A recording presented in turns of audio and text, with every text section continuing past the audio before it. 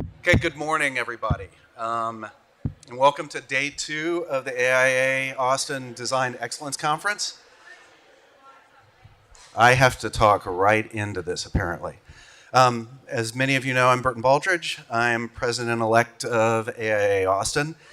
And the one awesome thing about being president-elect is I had effectively no duties except for getting to help AIA Austin put together this conference. This time around, we tried to imbue it with a bit of a theme, and that's going to play directly into what Lawrence Wright is going to talk about here in a bit. And I hope you've enjoyed the content so far, and I hope it's leaving you inspired and that you're going to go to a lot of the lectures today. I bumped into Peter Mullen from Project Connect yesterday, and he was coming in, and he was like, I'm going to go see this lecture about wastewater management. And I was like, hell yeah, you are. So I think that this is great. Today we're all in for a treat. Our keynote speaker is none other than Lawrence Wright. It's not every day we get to hear from a Pulitzer Prize winning, multiple New York Times bestseller, multiple National Book Award finalist. So I'm really grateful that you agreed to come speak with us. And he's going to share his insights on a topic that are near and dear to all of us, and especially me, because it's in my neighborhood. He's going to talk about trying the potential transformation of Camp Mabry into a state park. First, I want to extend a huge thank you to our keynote sponsor. That's Brain Consulting. Your continued support of AIA Austin makes events like this possible, and you are so important to us. We're grateful. So everybody, please do me a favor. Go visit Brain's table at the event center. Learn a little bit about what they do. They do this because they believe in the architectural community, but it would be great if we could make some strategic partnerships, and maybe this is somebody that you could end up using on your own projects, okay? So now let's give a warm welcome to Austin Bewley, and I checked that I pronounced that correctly, from Brain Consulting, who has a few words to share with us.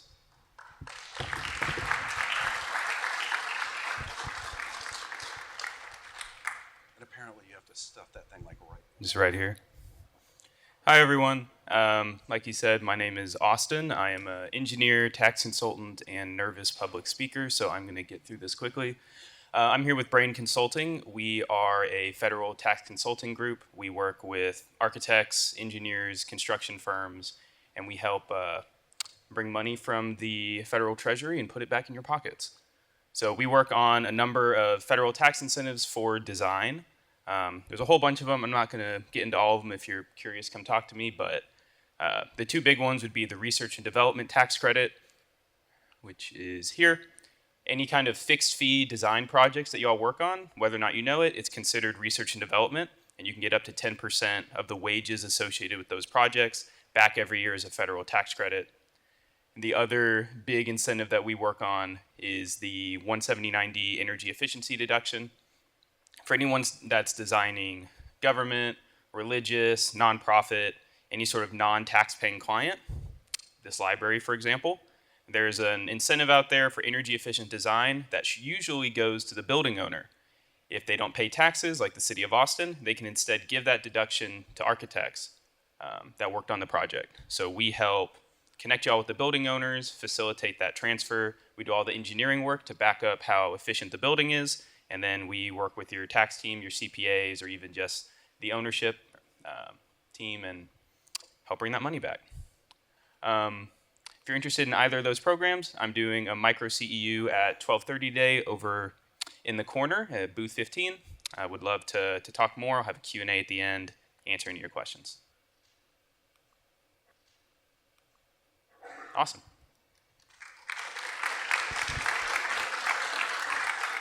Thank you so much. Thank you, Austin and Brain Consulting. Again, we do appreciate what you're doing. So before we bring Lawrence Wright to the stage, I'd like to introduce you to someone very special.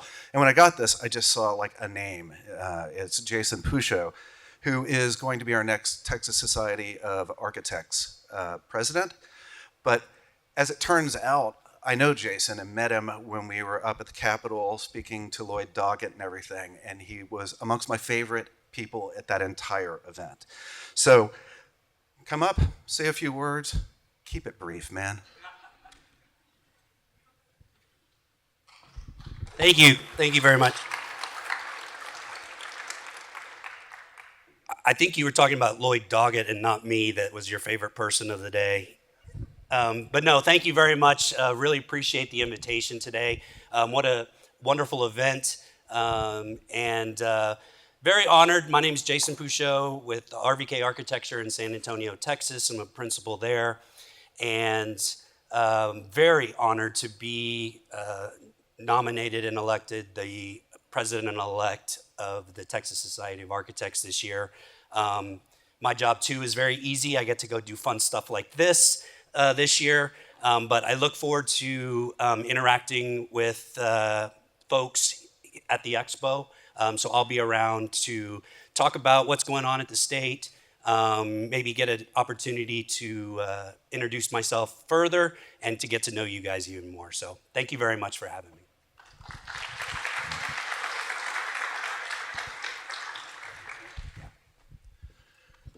Thank you, Jason.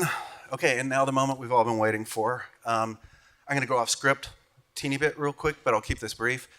One of the things I always loved about Austin when I moved to Austin initially in 1986 and came back in 2002 is that Austin always swung above its weight. And I thought it was, my wife Lynn and I used to always joke about the fact that you would go to Flipnotics and have coffee made by somebody who had a PhD and was building a company in their garage. In keeping with that, when we started to put the theme to this together, we were looking at keynote speakers, and Ingrid and I both were like, why don't we ask Lawrence Wright? This is such a Hail Mary. There was no way this man was ever going to say yes, but we're really grateful that you're here. Many of you know Lawrence Wright as a celebrated author, screenwriter, playwright. He has works that have captivated audiences, but also shaped public discourse about some of the most pressing issues of our time. Now, if you haven't read his stuff, he writes for Texas Monthly, Rolling Stone, and The New Yorker, including a really great article in February 2023's issue on the transformation of Austin. And he's written best-selling books, including The Looming Tower and Going Clear. As I said, he's a Pulitzer Prize winner. But here's something you might not also know. He's also, when he's not writing, he's playing in his band. It's the Austin Rhythm and Blues band called Hoodoo. So yes, very well-rounded guy. So today, Lawrence brings his unparalleled storytelling skills to a subject that's crucial to this community, the future of Camp Mabry. And his insights will surely inspire us as we envision the transformation of this historic site into a state park, something that all Austinites can enjoy. So please join me in giving a warm welcome to the multifaceted and always engaging Lawrence Wright.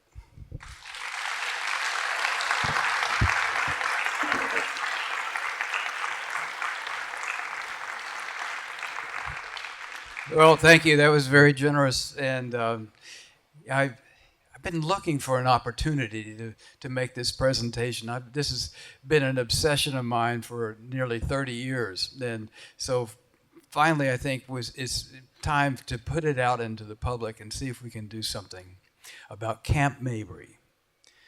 385 acres in the heart of Austin, including some of the most attractive undeveloped land in any urban core in the state of Texas. I'm going to talk a little bit about the history of Camp Mabry, and I'm going to discuss if after 132 years since the citizens of Austin gave the land that became Camp Mabry to the state of Texas, has Camp Mabry outlived its usefulness as a military post and would be better served returning it to the custody of the citizens of Austin? First of all, I want to thank some of the people that helped me get here to make this speech, starting with Bailey English right here. This young man, a pre-med student at UT, went through and researched all the original deeds that the citizens gave to, they became Camp Mabry, and briefed me much of the history of this place. I'm sorry he's going into medicine. He's a hell of a researcher. So, also, I want to thank Carrie Kamek, who's a lobbyist in Texas and has helped me navigate a lot of the tumultuous politics of our state with a view towards trying to squeeze this through the gates of the Texas legislature and Parks and Wildlife and. So then finally, my friends at Lake Flato, Justin Garrison and Audrey Klinger and David Lake have helped me shape this idea. I really appreciate your help on this from the very beginning and sobering me up on some of my notions. But this has been a wonderful collaboration, and it's my hope that this speech will expand the discussion and create a demand. So let me talk a little bit about the history of the land that is Camp Mabry. It was inhabited by the Tonkawas for decades, maybe centuries. Comanches and Kiowa also passed through. And then, and after the 1830s, when white settlement came into Texas, much of the land that is Camp Mabry now was a cotton plantation owned by Robert Towns. Towns was a planter. He was the Secretary of State for Texas during the Civil War. He was a very wealthy man, made wealthy by his slaves and his cotton.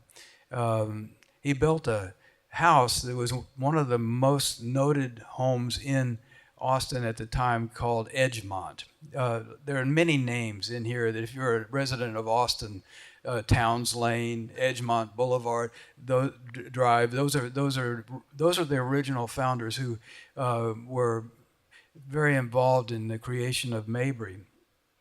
Now, the Civil War came, and the slave culture was crushed, and so was Robert Towns. He died in 1865 at the end of the Civil War, and for years, this property just became disused and reverted to a wild state. But in 1892, let's see if I can actually work this. Look at that. The citizens of Austin, a group of citizens, gave the original 80 acres. If you see State 80, that is the original grant by a group of families and landowners to the state in order to create a military training ground. Just as long as we have this slide here, you can see other donations that were given by citizens, and then the state acquired, that must be a misprint, it's not 3,928 acres, it's probably more like 39 with a missing decimal. And then in 1909, rounding out the whole property, the United States government added another 200 acres. And that original filled out plot by 1909 was 400 acres, but if you see the railroad tracks, the Mopac came along and lopped off the toes here, and so it's now 385 acres. If none of this would have happened without this dashing gentleman, Adjutant General Woodford Mabry. Mabry was in charge of the Texas military forces, which at the time in the 1890s was a discombobulated group of militias scattered around the state with little military training, very few uniforms, and actually not even that very many weapons. And it was General Mabry's task to try to unify this discordant group of militias into something that resembled an actual military unit.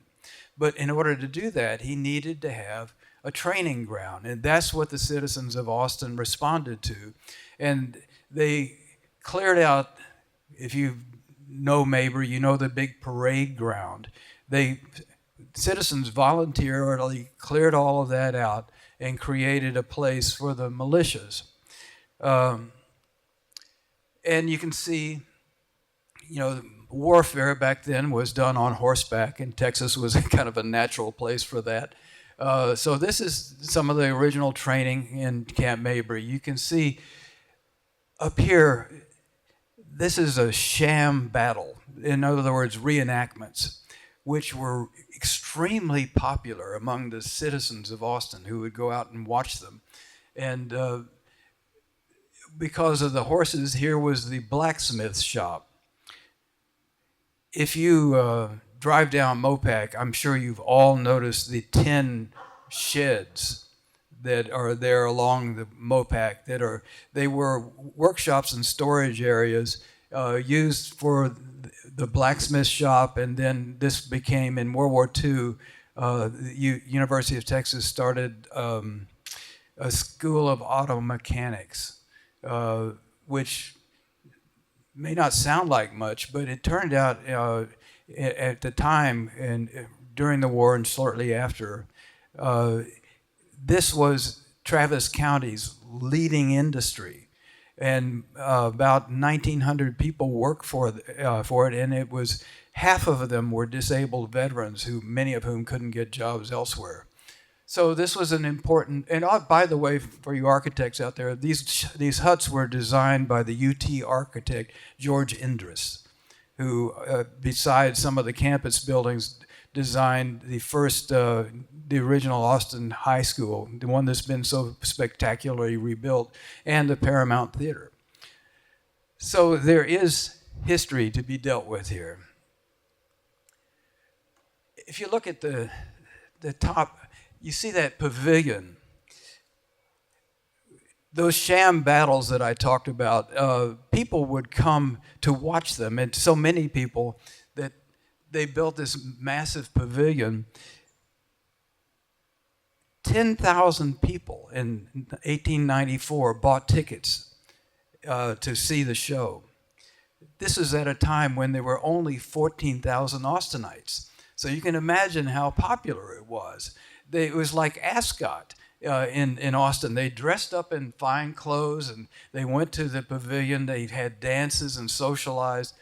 One of the points I'd like to make is for most of its history, Mabry was far more integrated into the community of Austin than it has been in recent years. There were polo matches, there were air shows. One air show, they had a latter-day Annie Oakley, who was also a pilot, crawl out on her wing of her airplane and shoot down balloons. It was quite a show. In 1923, the State Exposition was held at Mabry, where it is historically remembered for having set off the world's largest firecracker, 90 feet long. Nobody was hurt, fortunately, but what a Texas thing to do. So this up here, the top middle, is the arsenal, the first state building built on Mabry's land, where they kept all the ordnance. Where did they keep the ordnance before? In the basement of the Capitol. Sometimes I wish it was still there. Here are the huts that I talked about. And over time, you can see, Mabry began to infill with other buildings, with barracks, and began to resemble more of the Mabry that we know. In 1955, the U.S. government deeded that 200 acres that it had purchased to the state of Texas. And the point, if you look here, you can see that it mentions a Mabry militia rifle range. That wasn't a very successful thing. They had bullets tend to go further than intended sometimes, and so they were flying over roadways, they breaking windows in people's houses. Several cows were killed. So from the beginning, it was a difficult fit for a military installation in Austin, even when Austin was a very small town. What I want to call your attention to is this reversion clause that says if it's used for other than military purposes, it will revert to the ownership of the United States. This is one of several obstacles that stand in the way of this. I just want to point it out because there is a way of dealing with that. Here is Camp Mabry in the context of Central Austin. And notice the green areas.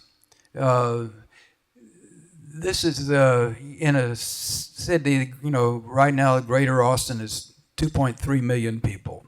And this is the green space that we have to work with. But also notice most of these green spaces are labeled preserves or green belts. There are only two real parks. There's Pease Park and Zilker here. Parks are different from green spaces. Parks provide recreation as well as green spaces. And that's one of the things that Austin severely lacks. You think about how overtaxed Zilker is right now with relatively few recreations to participate in. I look around this room, a lot of you are going to be around when Austin is 5 million people. And then your children. Just think how stressed this future city of Austin will be in terms of its need for parks and recreation. Here is Camp Mabry by comparison with other parks that you might be familiar with. It's larger than Zilker. It's somewhat smaller than Houston's Herman Park, less than half of Central Park in New York, several times larger than the Lions Municipal Golf Course, and Auditorium Shores is a pretty small entity. You can see the footprint of Camp Mabry on top of Zilker. You can see that it's larger, and Muni is far larger than that. Herman Park is larger, not a whole lot. It has a lot more activities than the other parks that we've been showing. It's got a golf course. It's got a theater. It's got some wonderful hiking trails and gardens, and of course Central Park. Look at the ball fields, the tennis courts. There's so much to do in Central Park. Ice skating, which we probably won't get to do. In 1995, when George Bush was governor, he asked and received a list of surplus state properties, ill-used properties the state happens to own. And at the top of the list was Camp Mabry. So Governor Bush says, well, let's sell it. And this aroused the anxiety of the neighborhood. Imagine at that point, if Camp Mabry had been simply sold, it would be like plopping down the domain or something like that in this area. And no wonder the citizens, the neighbors were upset, and so was the National Guard. In part, if you see those huts up there, you see that little L-shaped upside down L, that's the post exchange. The PX was a real issue among the National Guard because you could go there and shop for groceries and cigarettes and clothing and back to school supplies, all tax-free. So that would have been a real loss for them. And so Governor Bush threw up his hands and never approached the project again. And you can also see, these little circles around there are the ports of entry for Mabry now. Now here are the buildings that constitute Mabry, and I want to draw your attention to this dotted black line, which is the historic district. After Bush's failed or disinterested attempt to make Camp Mabry useful, the citizens and the Guard got together and they were managed to get part of the camp declared historic. Not all of it, but you see most of it is concentrated on those huts and these what is the Military Forces Museum and the headquarters. Several buildings down here have no historic, don't claim any historic, and all that extra land up on the top, which was the federal land, is outside of the boundary. Now, that also poses an obstacle, a historic district, but not insurmountable. If you go to Camp Mabry, and I urge you to do that, it's right now a very underused facility. This is the main gate, which has been closed since 9/11, 23 years ago. The Military Forces Museum, it's terrific.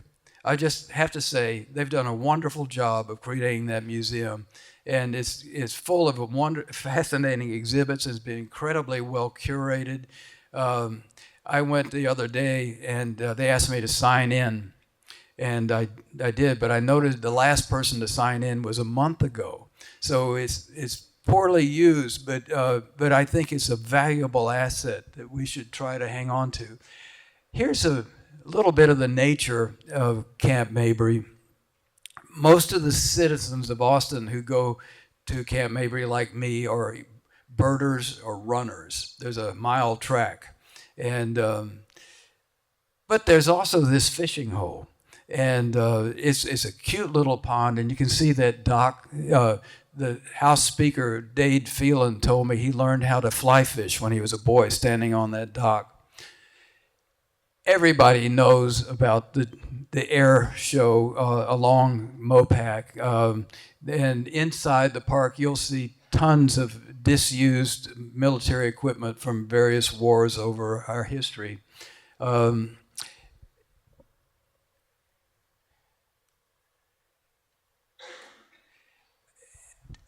Just take a look at this here. Within the context here there's a track that I told you about at the bottom, and right over here is state-supported living. I'm not addressing that particularly, but I want to observe this is also a poorly used, sprawling encampment for intellectually disabled people, about 150, I think, scattered in essentially cabins around the 100 acres that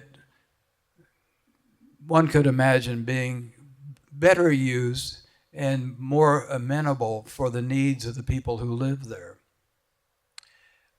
Also, within throwing distance of a light stone is Mayfield and Laguna Gloria, which they seem to yearn to be together. I'm just observing that there's, and you know, another thing, I just wanted to point out, many of you have been to see the Grove, and you see how small it is by comparison, and yet densely populated. You know, it's been provided quite a lot of housing. So just shows you how close Mabry is to all the significant parts of our town, to Town Lake, to UT, to Mount Bonnell. It's right there. This is what you see when you're driving down Mopac. It reminds me a little bit of the Texas-Mexico border. And David Lake had suggested right away the first thing we should do is plant a forest along the, you know, that would add some visual relaxation to the scene of driving down Mopac. This is the view along 35th Street. If you're biking, it's easily approachable. And So we have about a third of the property is impervious cover. The parking lots, the warehouses, the roads, all of that amounts to about a third of the. But about half of it is wooded. And when I say wooded, it's densely wooded. It provides habitat for some threatened species, the golden cheek warbler and the red-eyed vireo. But it's already, in some respects, a preserve.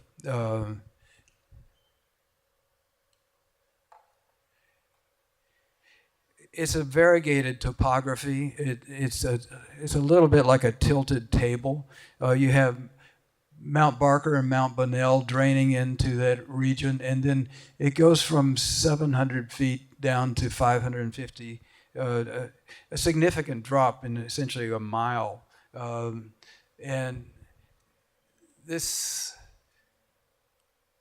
shows the topography, and this slide is better for showing how it drains. There are two creeks, both unnamed, offering excellent naming opportunities for wealthy Austinites who want to donate. The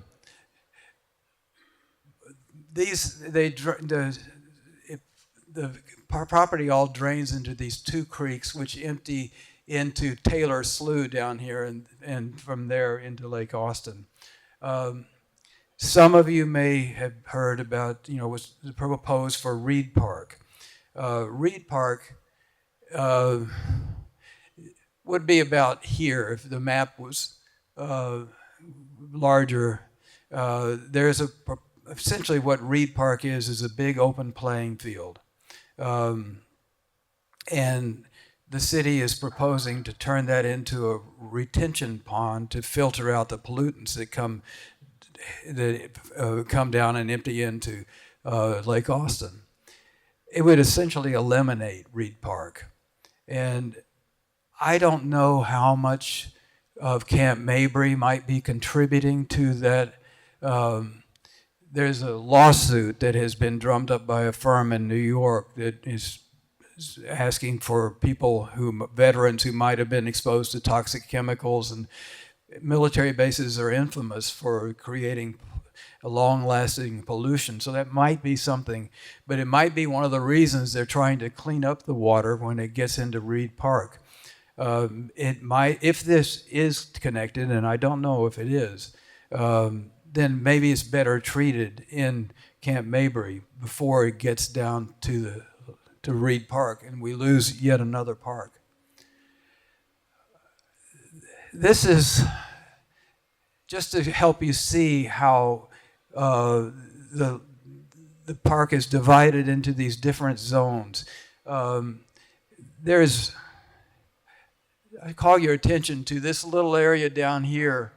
If you took out the huts from the historic district, most of the really historic buildings are in a little square right there. One way of thinking of accommodating the needs of Camp Mabry is you could consolidate that into a community.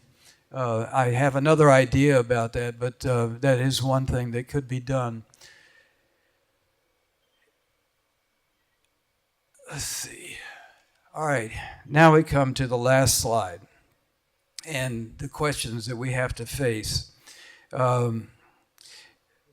First of all, I want to make the point as strongly as I can. Camp Mabry serves no military purposes other than providing offices. There are no maneuvers. There is the PX, but basically it is not a military post. It's a sprawling office park. And it can be the needs of the Guard. And I'm a fan of the Guard. I think that we should take into account what the military actually needs and how can we help them have it. They don't need this. They don't need 385 acres, most of which is not used, to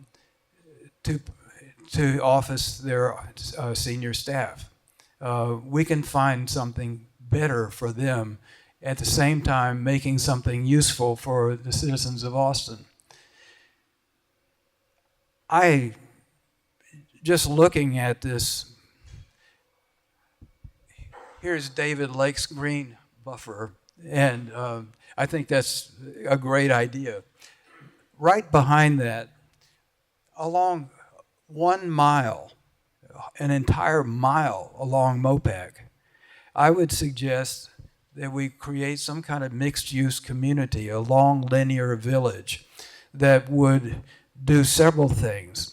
One, it could provide a screen to the highway, that both the visual and the audible portion, the obnoxious element of having a highway right on top of you.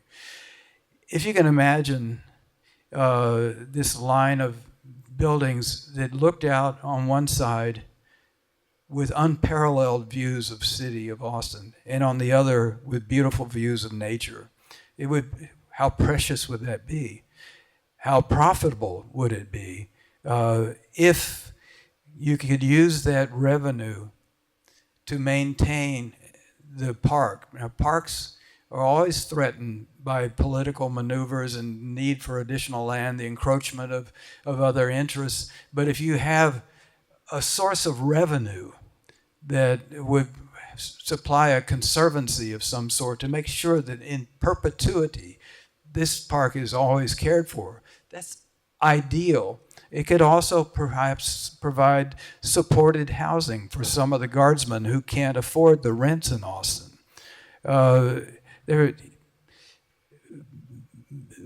tax revenues to be considered. This land is essentially not useful at all to the state and the city and the county, but it could be if there were actually a source of revenue.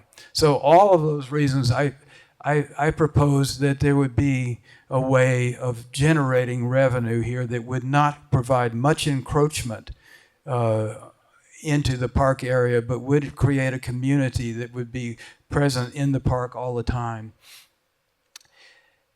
Let's talk about the reversion clause.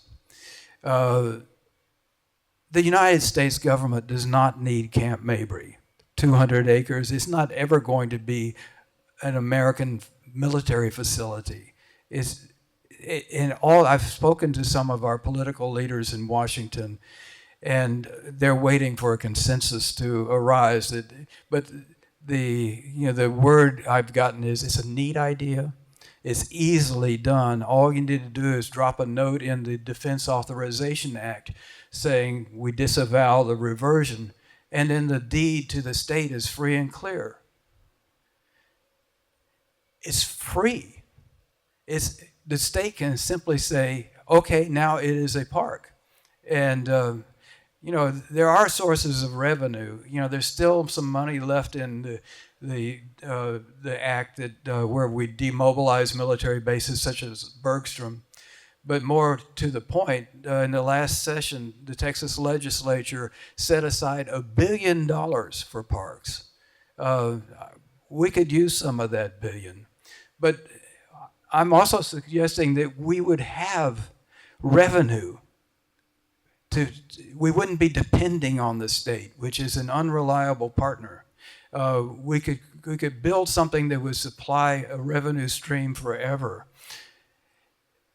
The historic district was created to protect the neighborhood, and a park will do that better. We'll make sure that this remains green and full of activity, but not a separate military base. Most of the work to modify or eliminate the historic district would have to fall on the city of Austin. But I'm stressing that it's possible. So I want to leave you with this thought. There will never be another chance to rescue such a beautiful piece of land so central to our city, so important to its future as Camp Mabry, and now's the time to do it. So I would like to, the point of this talk is to encourage a discussion about the future of Camp Mabry, get you, the people who are most likely to see its potential, to get to work and start thinking about how can we make this the asset that it should be for the citizens of Austin. So that's my talk, and I open it up to questions if anybody has any. Thank you.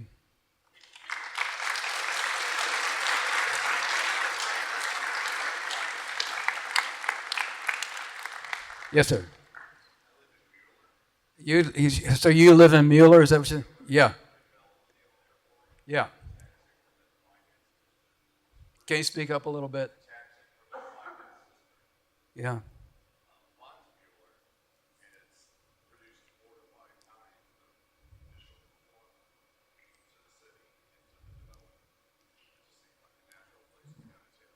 Yeah, there, I'm not the person to talk to about financial stuff, as my wife will tell you.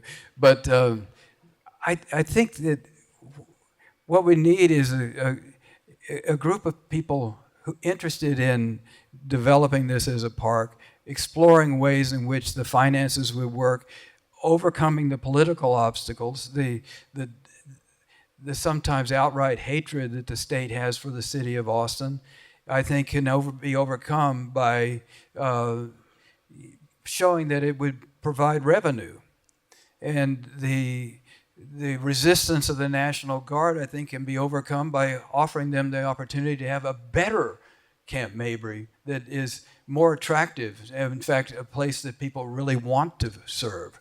So those kinds of things, I think, can be taken care of, but we need people actually working on it. Justin Garrison has been talking to the UT School of Urban Design, and he's persuaded them to have a lab attend to this that maybe Lake Flato would oversee and would invite other people to be involved in it. Would that be a correct assessment? All right, thank you. Yes, sir.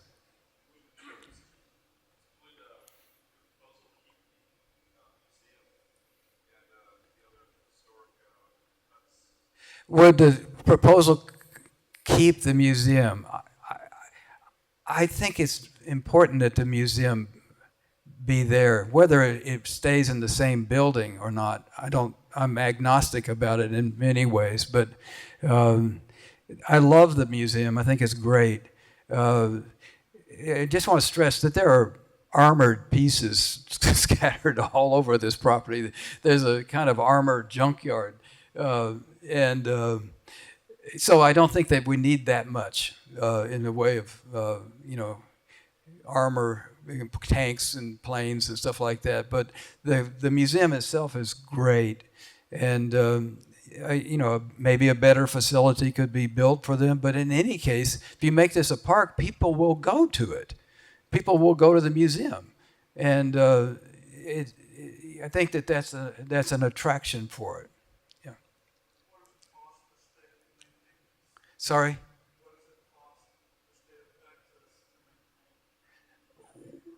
I don't know. I'm not sure how much of that is state money or how much is federal money, because there are three entities in the Texas Military Forces. There's the State Guard, and the National Guard, and the Air National Guard.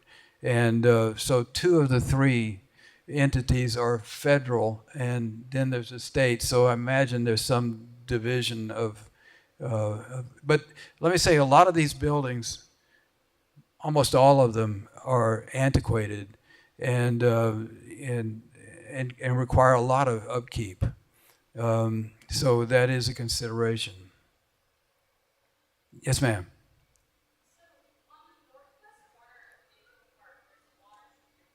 There's a what? Yeah.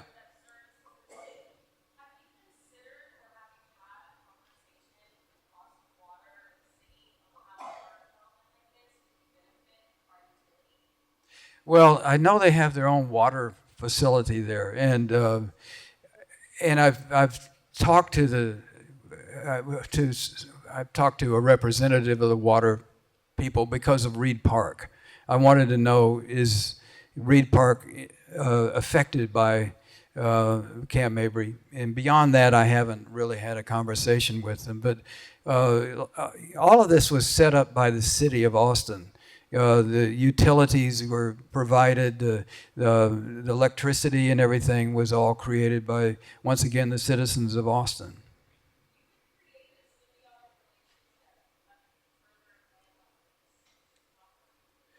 Create a symbiotic relationship between the guard and the city. Is that what you're suggesting?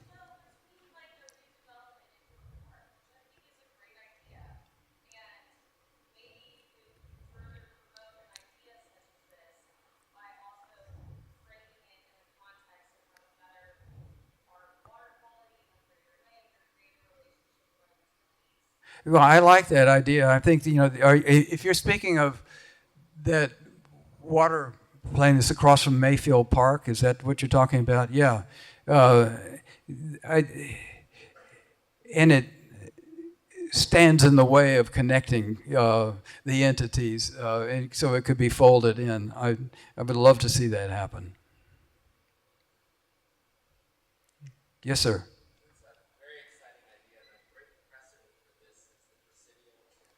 Yeah.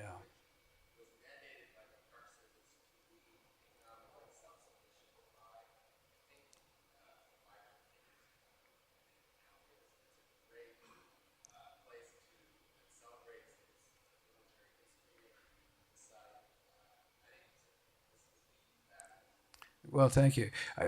His observation is that the Presidio in San Francisco is a great example of how a combination of military and civic use so attractive and so profitable. We tend to overlook what revenue enhancers parks are for cities. There's nothing that is, imagine New York without Central Park. It'd be horrible to think about. It's practically the only nature in the city. And, we need to have these urban spaces, but they provide a tremendous source of income for the city. Anyway. Well, all right. Thank you. Wait, we got one more.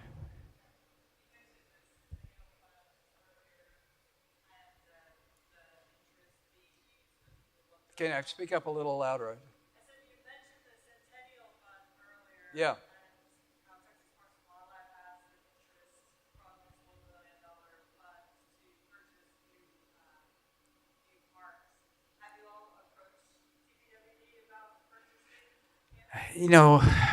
I hate to admit this, but I can't get the Texas Parks and Wildlife to take this seriously.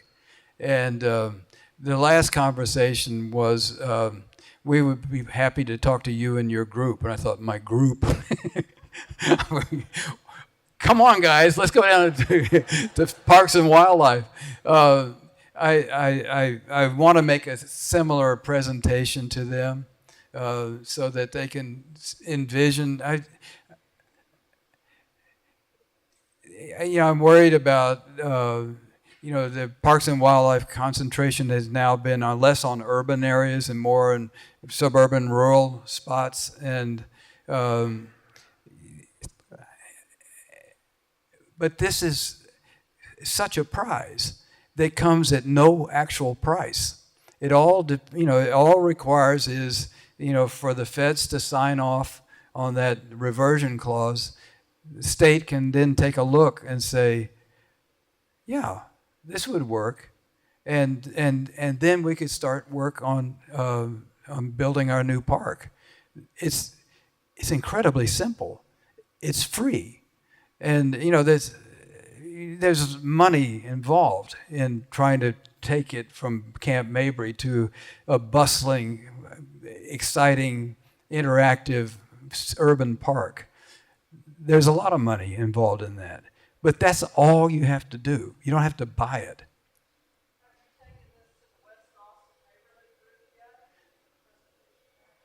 I have not, and if you're a part of that, invite me to do that. As I'm saying, I'm just one guy, so there's yes, right next to you.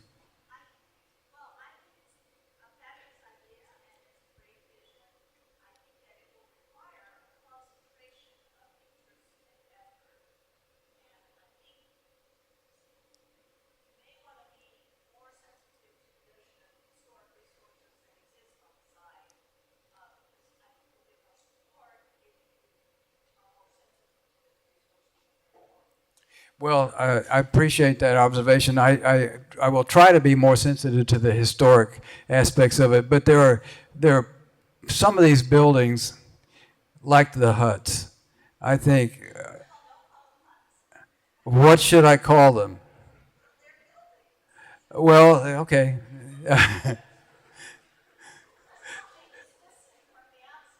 They have been refashioned now into offices, and so they serve a purpose. I'm not saying they don't serve a purpose, but I think it's a stretch to call them historic, and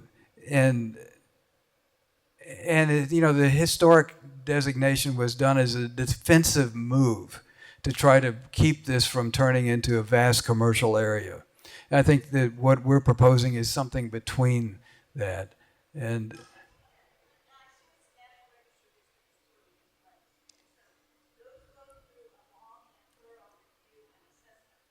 right.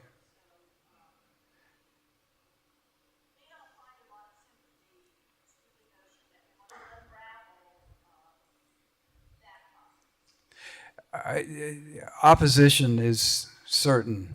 So the historic district is one of many hurdles to jump over. Yes, sir.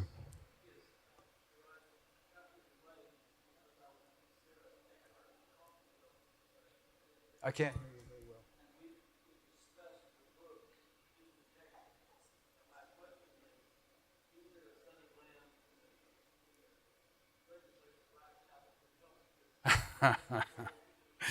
Well, he's asking if there is a fictional character that I wrote in my novel, Mr. Texas, who can shepherd this through the legislature.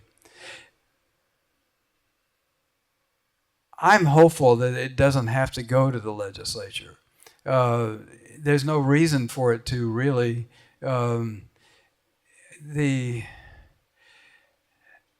Years ago, I got interested in this in 1995 when Bush was trying to sell it, and it occurred to me, somebody ought to take this on and make it into a park.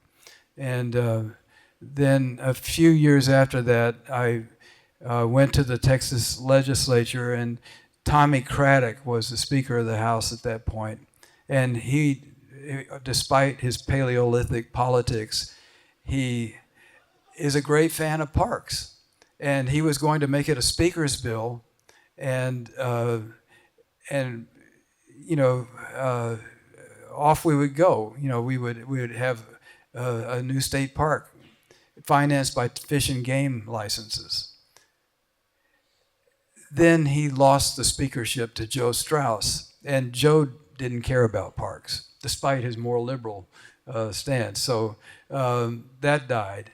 And when George Bush became ex-President Bush, I wrote and said, you should look at Camp Mabry for your presidential library. Jimmy Carter did something very similar with a lot of abandoned land in Atlanta and turned it into the Carter Center. It's wonderful, beautiful landscaping, running trails, and all this sort of thing. Great presidential library, but Bush wanted to be in Dallas. So all along the way, I've tried to entreat somebody with the experience and the skills and the time on his hands to go out and do this.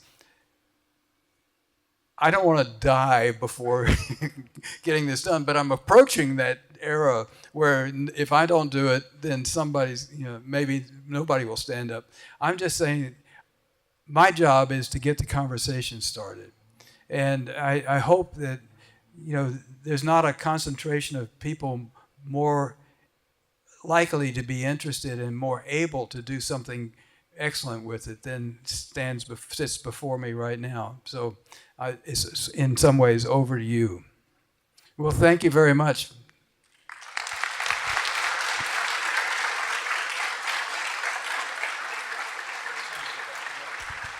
That was great. Thank you. Well, that's a lot to think about. Thank you for that, Lawrence. The theme of this year's Design Excellence Conference was intended to be a call to action, and I cannot think of a better sort of call to action than that. When I spoke and met Lawrence here, hour and a half ago, we go way back. He said that this is a thing that he forever had been thinking, gosh, I wish somebody would do something about this. Until very recently, he decided, I'm gonna do something about this. It's the same with the work that Sinclair and Steffi and their firm have been doing with I-35. We all just have to pick up the ball or we're gonna lose this asset. So thank you very much. And as we close this session, I'm just going to read this part. I want to extend one final thank you to Brain Consulting for their generous support. Don't forget to visit their table and all of the other tables, including our keynote, lanyard, gift, lunch, and break sponsors, including, of course, Sebastian, Rogers O'Brien, Austin Energy Green Building, Anderson Windows and Doors, Lake Flato, Matt Rigg Homes, TCA Drone and Scan, and Weather Shield Windows and Doors. And please remember, your feedback's invaluable to us. Please take a moment to complete the survey when it lands in your inbox. Enjoy the rest of the conference, everybody.